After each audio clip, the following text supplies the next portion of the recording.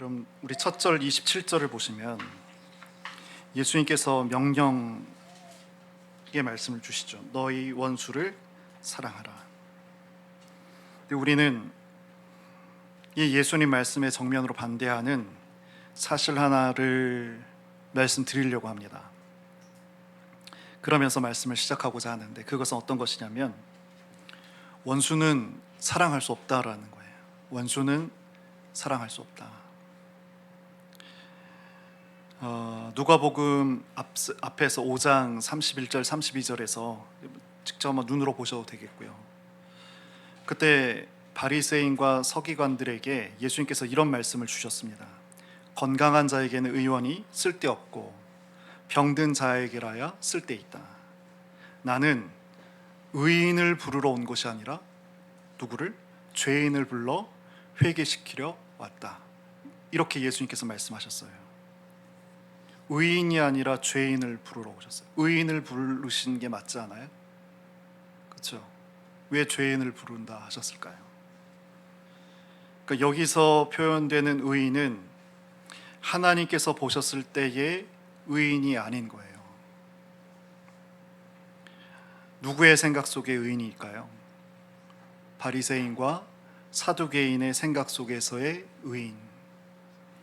그 의인을 부르지 않고 그들이 세상이 생각하고 있는, 세상의 종교가 생각하고 있는 죄인을 부르러 왔다.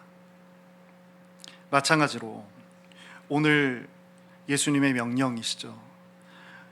너희는 원수를 사랑하라.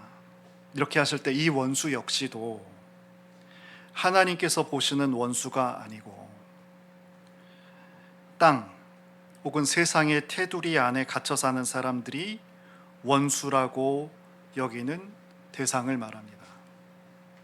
정확히 말하면 세상 사람이 원수라고 부르는 그는 실제는 원수가 아니라는 거예요. 너희가 생각하는 원수는 가짜 원수란 이 말이에요. 그리고 이 표현이기도 하죠. 원수는 아무나 되는 것이 아니다. 그 말씀입니다. 그러니까 예수님께서는 오늘 우리에게 이 원수라는 개념을 완전히 업셋해 버리신 거예요. 완전히 뒤엎어 버리시는 거예요. 원수를 사랑하라고 하신 예수님께서 마태복음 10장 여러분 한번 가보실까요? 마태복음 10장 34절 한번 보겠습니다. 34절부터 보겠습니다. 마태복음 10장 34절, 35절, 36절을 한번 보겠습니다.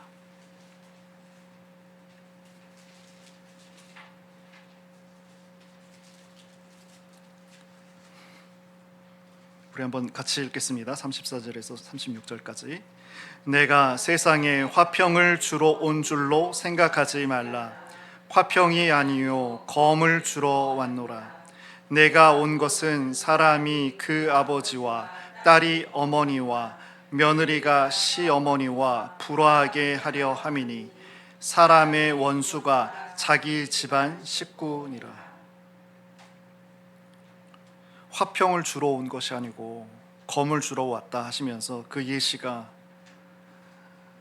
부모와 자녀겠죠. 아버지와 아들, 딸과 어머니, 며느리와 시어머니가 불화한다. 사람의 원수가 자기 집안 식구다.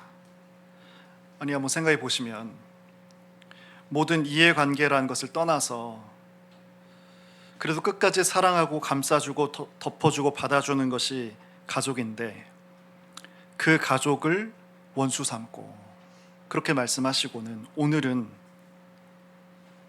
세상이 원수라고 부르는 자를 사랑하라고 하시는 거예요. 그럼 이게 이해가 되시겠어요? 지금 구도가 뒤집혀진 거죠. 그러니까 우리의 상식으로는 지금 어안이 벙벙한 그런 상태입니다. 이 말씀 앞에서, 이 구도 앞에서, 뒤집혀진 이 구도 앞에서 내가 어떤 신앙 상태에 있는지를 확인해야 될 것이고, 그리고 나의 신앙은 어떤 방향으로 나아갈지를 오늘 함께 같이 말씀 앞에서 묵상하고자 합니다. 바로 묻겠습니다. 여러분, 진짜 원수는 누군가요? 진짜 원수. 진짜 원수는 내 옆에 사람이 아니고 에덴 동산에서부터 있었죠. 그는 마귀입니다. 그런데 하나님께 원수이고 사람에게도 원수였던 마귀의 말을 아담은 에덴에 있으면서 한 번도 오늘처럼 원수를 사랑하라라는 이런 명령을 받은 적도 없었는데 스스로 신뢰하고 추종하고 따랐습니다. 신뢰한다는 것, 동의한다는 것, 동행한다는 것은 사실 같은 말로 한마디로 하자면 사랑한다는 거거든요. 근데 아담은 마귀를 사랑했죠. 마귀에게 신뢰를 주고 마귀의 말에 동의했고 그리고 마귀와 함께 동행했습니다. 그러니까 사실상 이때로부터 온 세상은, 온 인류는 원수를 사랑하게 됐습니다. 그럼 진짜 원수인 이 마귀와 우리가 동행하게 되면서 나타난 결과가 뭔가요? 그것은 원수가 될 수 없는 사람, 그러니까 사람이 사람으로 원수를 삼게 되는 것입니다. 이것이 타락의 결과예요. 바로 그 현상이 나타나게 됐는데 아담이 아들을 낳았는데 가인과 아벨이었습니다. 형제지간입니다. 근데 형이 동생을 살인합니다. 첫사람이에요. 그리고 아담에게서 몇 세대가 떨어진 것이 아니라 바로 차세대에서, 다음 세대 1세대에서 그 자녀에게서, 아담의 자녀에게서 사람과 사람이 서로 원수 삼아 죽이는 일이 나타나게 됐습니다. 그러니까 타락의 결과, 죄의 결과는 바로 사람으로 원수를 삼는 거예요. 근데 이와 정반대의 모습을 우리의 성경에서 봅니다. 죄 없으신 예수님께서 십자가에서 돌아가셨죠. 그 마지막 자리에 이런 원수가 있었습니까? 예수님께서 원수라고 생각한 이들이 그 자리에 있었어요. 우리의 눈에 봤을 땐 원수들이 드글드글 했었는데 예수님께서 그 자리에 원수가 있다고 생각하셨나요? 또 십자가의 복음을 완전하게 받아들였던 스데반이 돌에 맞아서 죽었잖아요. 그 죽어가는 그 때에도 그 자리에 스데반에게 원수는 단 한 사람도 있지 않았습니다. 오히려 예수님과 스데반 집사는 어땠어요? 우리 눈에는 원수가 맞는데 오히려 그들을 향해서 긍휼히 여기셨고 그들을 위해서 기도하셨습니다. 그러니까 사람이 원수로 보이고 원수로 느껴지고 원수로 여겨지는 이유는 다른 무엇 때문이 아니라 죄 때문입니다.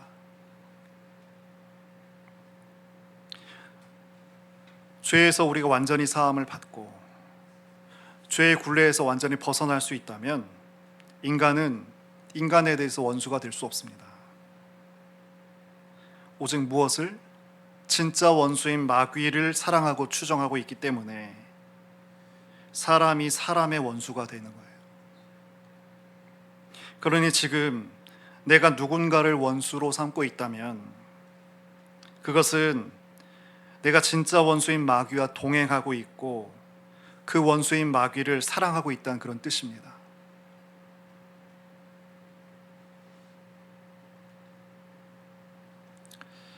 여러분, 그래서 죄를 다시 한번 이해하고 정의하고 기억해야 되겠습니다. 내가 마귀를 신뢰하고 마귀를 추종하고 있고 마귀를 따르고 있다면, 동행하고 있다면 하나님을 등진 것이거든요. 이렇게 원수를 사랑하는 것이 죄입니다.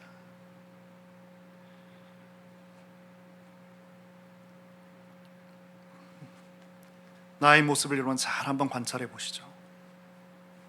내가 누구를 사랑하고 누구를 동의하고 누구와 동행하고 있는지. 그래서 오늘 처음에 사실은 하나님 예수님께서 하셨던 말씀을 거꾸로 하면서 시작했잖아요. 그래서 우리가 좀 당황하셨을 텐데, 이러한 이유에서 원수 사랑은 결코 해서는 안 된다는 말이죠. 오늘 본문에서 여러분 32절에서 33절 한번 보실까요?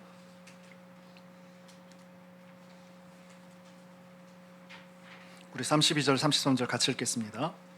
너희가 만일 너희를 사랑하는 자만을 사랑하면 칭찬받을 것이 무엇이냐?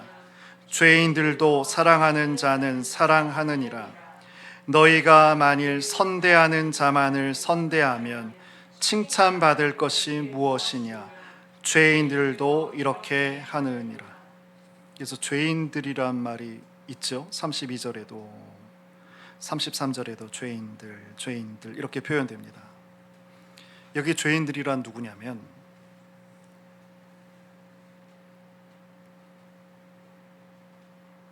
오직 이 세상만, 오직 이 땅만 있다고 믿고 사는 사람들을 말합니다. 그가 죄인입니다. 그들이 죄인입니다. 오직 세상과 땅의 경계 안에서 갇혀 사는 사람들, 그들이 죄인입니다. 그가 죄인입니다. 바로 이 사람들이 말하는 원수, 그 원수를 사랑하란 말씀이에요. 땅에 갇혀서 살고 땅에 갇혀서 생각하는 그 사람들이 말하고 그 사람들이 원수라 표현하는 그 원수를 사랑하란 말씀이에요. 우린 원수는 사랑할 수 없다고 했잖아요. 다만 누구? 지금 이렇게 아담의 후예들, 원수 마귀를 사랑하는 자들이 만들어낸 원수 개념. 이 개념은 사실은 존재할 수 없는 개념이란 말이에요. 이 잘못된 개념대로, 그래서 이 가짜 원수라고 불리는 자가 눈앞에 나타나거든 오히려 그를 사랑하라는 그런 말씀입니다. 왜냐하면 그들은 진짜 원수가 아니기 때문이에요. 왜 세상이 말하는 원수는 실제 나에게 원수가 아닌지, 본문은 이 원수의 목록을 쭉 언급하고 있습니다. 여러분 27절에 37절을 보시면 뭐라고 되어 있어요? 원수를 사랑하며 하면서 너희를 미워하는 자죠. 그리고 28절에 보면 저주하는 자, 그리고 모욕하는 자, 29절에 보면 뺨을 치는 자, 그리고 내 겉옷을 빼앗는 자, 그리고 30절은 내게 구하는 자, 달라 하는 사람이죠. 그리고 내 것을 가져가는 자, 내 것을 뺏어가는 사람들입니다. 이게 세상이 말하는 원수의 목록들이고 성경들이 지금 이 정도를 지금 말씀하고 있습니다. 쉽게 예를 들면 정해진 룰, 정해진 일 외에 끊임없이 어떤 것을 요구하는 어떤 나의 권위자, 직장 상사 이런 개념, 혹은 끊없이 부당한 가치를 거래처에서 요구한다면 그 사람이 나에게 원수가 되겠죠. 세상이 말하는 원수는 성경과 지금 또 예시를 들었던 이런 것들일 겁니다. 내가 그렇게 원하는 것을 반대한다든지 이런 것이 원수가 되겠죠. 근데 이 목록은 우리가 지난 주일날 살폈던 가난하고 줄이고 우는 것이 복들이라고 했었고, 또 뭐라고 했죠? 그런데 반면에 부유하고 배부르고 웃는 것은 화라고 했었습니다. 여기에 연장선 상에 있습니다. 너희 가난한 자는 복이 있나니 하나님의 나라가 너희 것이며. 이 가난한 자는 어떤 사람이라고 우리가 이해했어요? 실제로 재물이 있든지 없든지 간에 상관없이 마음이 어떻게? 땅의 재물의 힘과 맛에 물들지 않은 상태. 그가 가난한 사람이라고 했습니다. 또 화 있을진저 너희 부요한 자여 너희는 너의 위로를 받았다라고 했습니다. 위로라는 말이 굉장히 특징적인 말인데 이런 꼭 기억하시면 좋겠어요. 위로라는 말. 옆으로라는 말이 파라고요. 그리고 부르다는 말이 칼레오예요. 위로가 옆으로 부르다는 이 동사에서 온 말이 위로입니다. 참된 위로라는 건 어떤 거냐면 어떤 것도 아니라 하나님 옆으로 부르는 것. 우리는 울보의 땅에서 24시간 살기 때문에 위로를 구한다고 하는데 다른 것에서 만족을 얻잖아요. 근데 참된 위로는 바로 하나님 옆으로 부름받은 것, 바로 곁에 옆구리에 꼭 이렇게 안기는 것, 이것이 참된 위로인 거예요. 그런데 어떻게 됐어요? 왜 이 사람이 화해요? 왜 부요한데 부자인데 왜 화라고 해요? 그는 그의 위로를 이미 받았다잖아요. 이 부자는 돈의 맛과 힘에 취해버린 이 사람은 무엇의 부름을 받았냐면 땅의 돈으로 부름을 받았어요. 그랬기 때문에 하나님의 부름은 받지 못하는 거죠. 위로를 이미 받았다는 이 말씀은 하나님 곁으로 부름을 받을 수 없기 때문에 화라는 그런 말씀입니다. 여러분 어떠십니까? 여러분 어떤 위로를 구하고 계시나요? 그러니까 땅에서 지금 배부르고 땅 때문에 웃는 것도 마찬가지겠죠. 예수님의 십자가의 길이 완성됐습니다. 그래서 우리는 이 땅에서도 우리의 마음을, 우리의 심령을 하나님 나라를 향할 수 있는 거예요. 우리의 마음이 하나님 보좌 앞에 있게 되는 거예요. 그런데도 불구하고 우리는 어떻게 하죠? 하나님이 없어도, 하늘 나라가 없어도 땅으로 배부르고 땅으로 기뻐하고 있기 때문에 이것이 화라는 거예요. 우린 복의 사람입니까? 화의 사람입니까? 그래서 이것을 우리는 옛 연인과 새 여인의 구도로 나와 세상과 하나님을 이렇게 삼각관계로 그렇게 이해해 봤습니다. 내가 진심으로 사랑해야 할 연인은 하나님이세요. 하나님으로 배부르고 하나님으로 기뻐하고 하나님으로 부자가 되고 그리고 하나님의 칭찬을 목말라해야 됩니다. 그런데 우리는 이 하나님을 버리고 땅과 세상을 여인 삼았습니다. 이런 나를 보시는 하나님의 심정은 어떤 심정일까? 성경은 말씀하죠.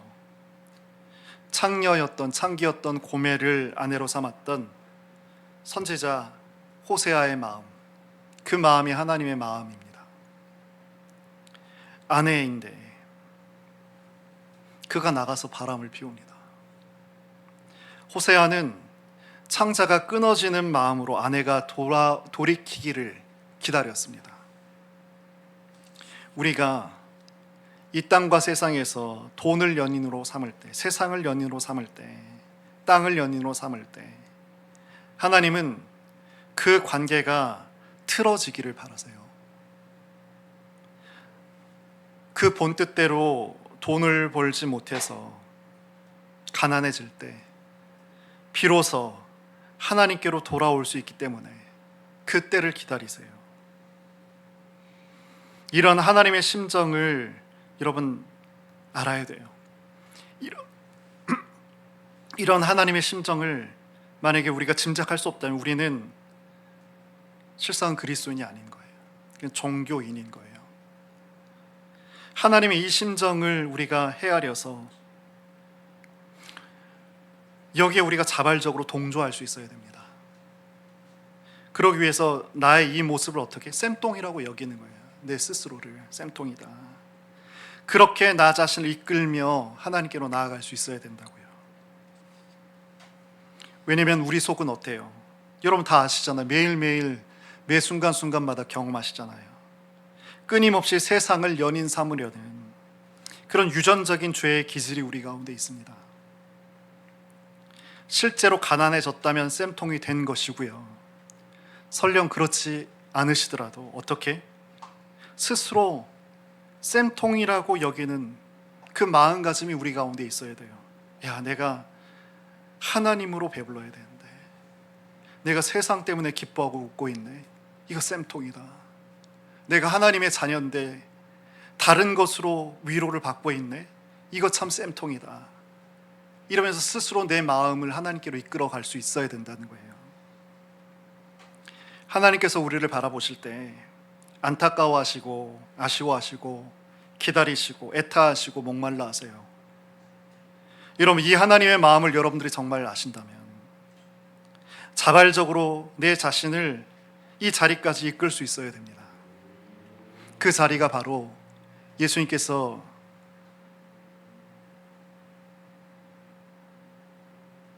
못 박히신, 예수님께서 달리신 십자가인 거예요.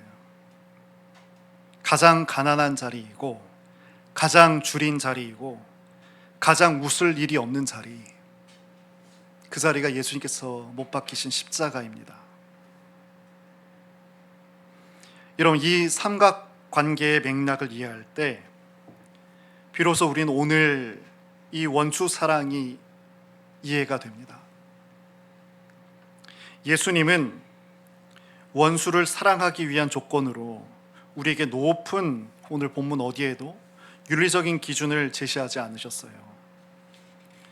만일 우리에게 정말 높은 그런 고결함이 요구된다면 우리 가운데 누구도 원수를 사랑할 수 없을 것이고 구원받을 수도 없겠죠. 원수 사랑은 행위가 아니고 그 행위의 결과가 아니고 관계에 중점을 둔 가르침입니다. 그래서 이것을 삼각관계를 염두에 두고 우리가 이해하려고 했던 거예요.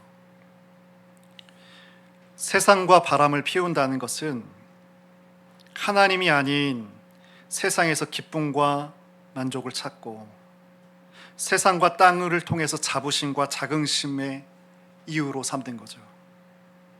그것을 통해서 뿌듯함을 얻은 거예요. 여러분 어떻습니까? 이제 이 상태가 만일 우리 삶 가운데 내면에 고정적으로 유지가 되게 되면 그때 나타난 괴짜적인 정말 정신병자와 같은 그런 행동 양식이 있는데 그게 바로 원수를 미워하는 겁니다. 그게 바로 원수를 미워하는 거예요.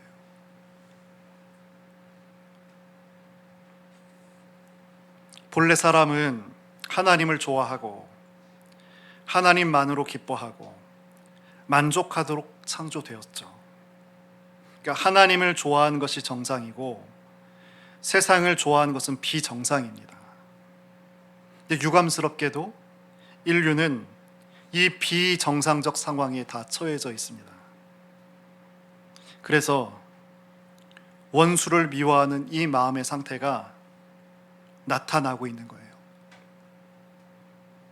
그런데 이것은 자연스러운 일이 아니라고요.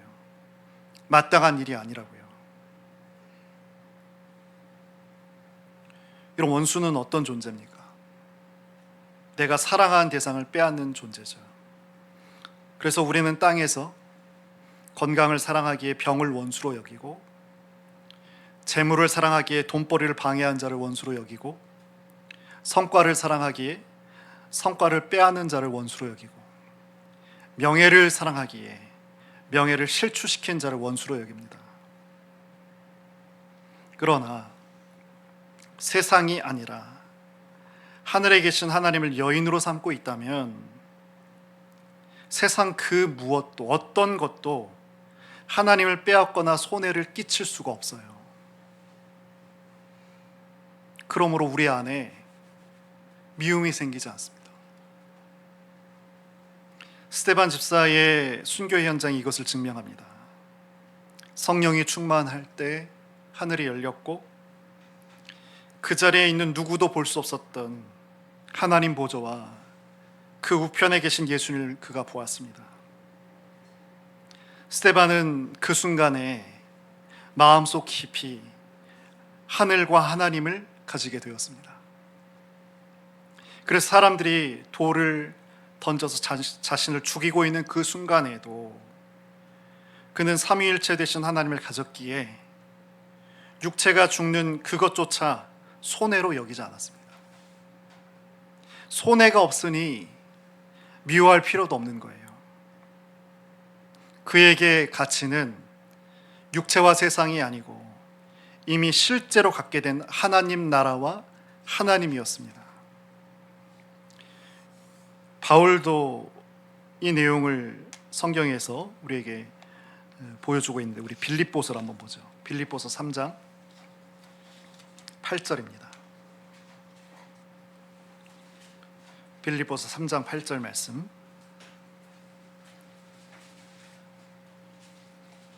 신약 321페이지, 개역 성경은 321페이지입니다. 전후가 되겠습니다. 세 번역은 좀 다를 수 있습니다. 빌립보서 3장 8절.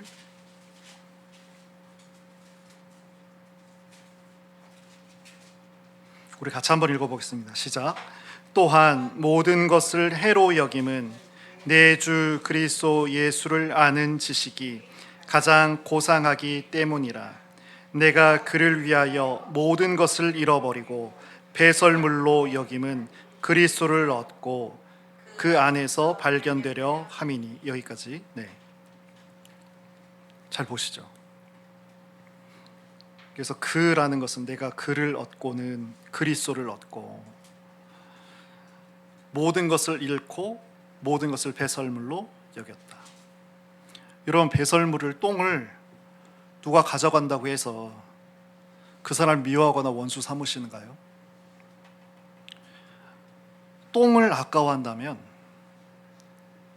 그는 괴짜죠. 정신병자에 가깝죠. 바울은 난지 8일 만에 할례를 받았고 이스라엘 족속이고 베냐민 지파고 히브리인 중에 히브리인이고 율법으로는 바리새인이고 가말리알 문화생 초엘리트였는데 그 시대의 모든 이스라엘 백성들이 선망하는 그 한 자리가 있는데 그 한 자리에 있었던 이가 바울이었어요. 그러니 실제 사실적으로도 바울이 예수님을 알기 전까지는 이 모든 그의 조건과 배경, 타고난 것도 있고 노력해서 성취한 것도 함께 있었는데 이 모든 것은 그의 자랑이었습니다. 그런데 예수님을 안 다음부터는 이 모든 것들이, 평생의 자랑이었던 이 모든 것이 배설물이 되어버렸어요. 가치 없는 것이 되어버렸어요. 그러니 세상이 자신을 욕하고 손가락질을 해도 바울은 자기 안에서 어떤 데미지도 피해도 손해도 없었던 거예요. 요셉의 경우는 더 특별합니다. 원수가 심지어 여기서는 하나님의 도구까지 됩니다. 형들로 인해서 애굽의 노예로 팔려갔습니다. 정말 악한 일이죠. 그런데 이것이 하나님의 주권 아래서 있었던 일입니다.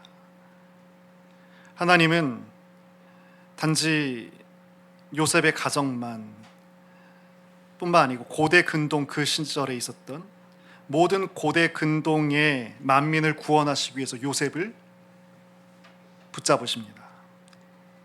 그리고 원수의 마음을 가진 형들을 도구로 사용하십니다. 여러분 생각해 보세요.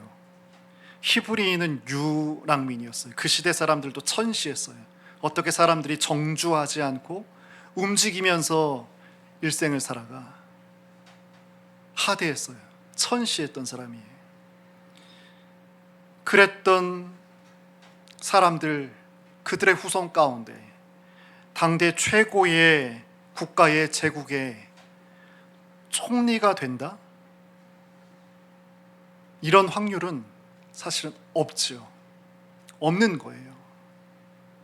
그런데 형들을 원수로 삼으셔서 하나님께서는 이 불가능한 일을 가능으로 그렇게 만드셨습니다. 이렇게 보면 원수는 우리가 어떻게 대해야겠을까요? 어쩌면 우리의 믿음을, 우리의 삶을, 우리의 걸음을 더 분명하고 선명하고 풍성하게 하기 위해서 악인의 역을 담당하는 그런 존재 아니냐는 거예요. 이때 우리는 원수를 미워할 것이 아니라 오히려 그를 위해서 기도해야 된다는 거죠. 나를 비난하고 욕하고 내 것을 빼앗아 가는 것처럼 보이는 그 순간에도 사실은 내 인생을 더 온전하게, 더 분명하게, 선명하게 하시기 위한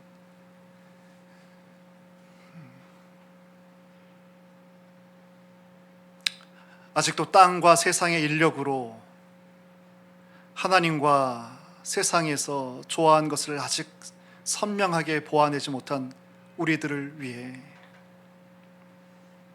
하나님 뜻 아래서 그 악역을 담당하는 불쌍한 사람인 거예요. 이쑤시개 집에 있으시잖아요.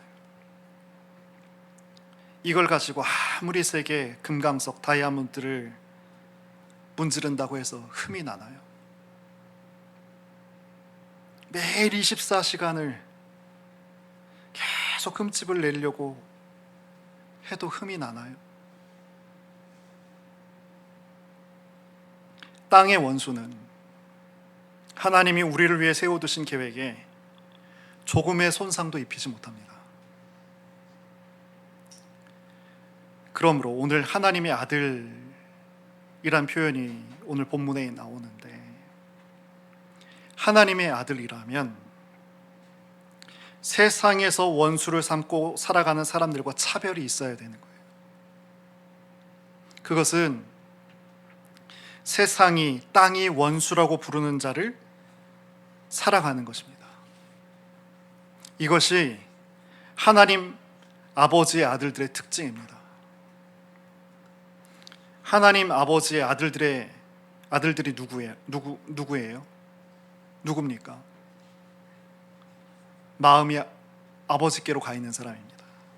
십자가를 통해서 세상과 땅에 등을 돌리고 마음이 하나님께로 가 있어서 하나님만이 참된 위로고 이유이고 만족이고 기쁨이 되는 자, 그가 하나님의 아들들입니다.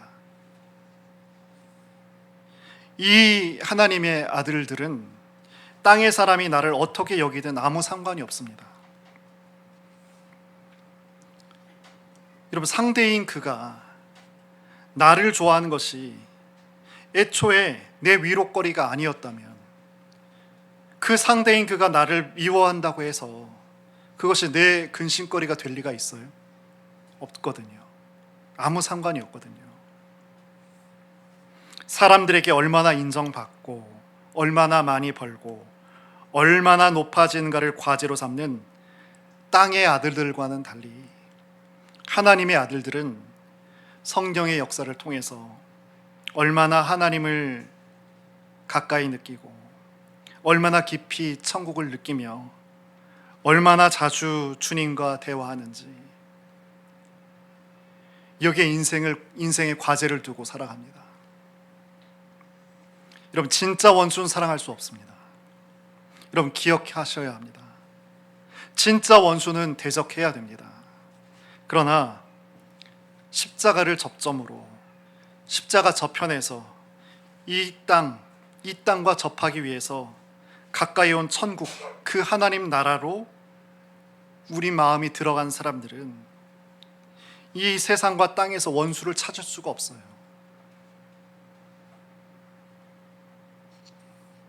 십자가 이편인 땅에서 위로가 되고 만족이 되고 기쁨이 되는 것이 없기 때문에 누군가 그 무엇을 내게 빼앗아 가더라도 그는 내 원수가 되지 못합니다. 내 마음을 하나님으로부터 격리한 마귀만이 진짜 원수입니다. 그런데 내가 사람들 사이에서 사람을 원수로 삼고 있다면 나는 그 순간 진짜 원수인 마귀를 사랑하고 있는 거예요. 십자가 저편으로 정말 우리의 심령을 하나님께로 들여보낸 하나님의 아들들은 십자가 이편 세상에서는 그 누구도 내가 원수가 될 수 없는 강철 같은 하늘의 아들들로 살아가게 됩니다. 오히려 땅의 원수는 미워할 대상이 아니라 반가워해야 할 대상입니다. 어쩌면 내 인생을 풍요롭게 만드는 악역을 담당하는 불쌍한 사람이기에 우리는 오히려 기도를 해야 합니다.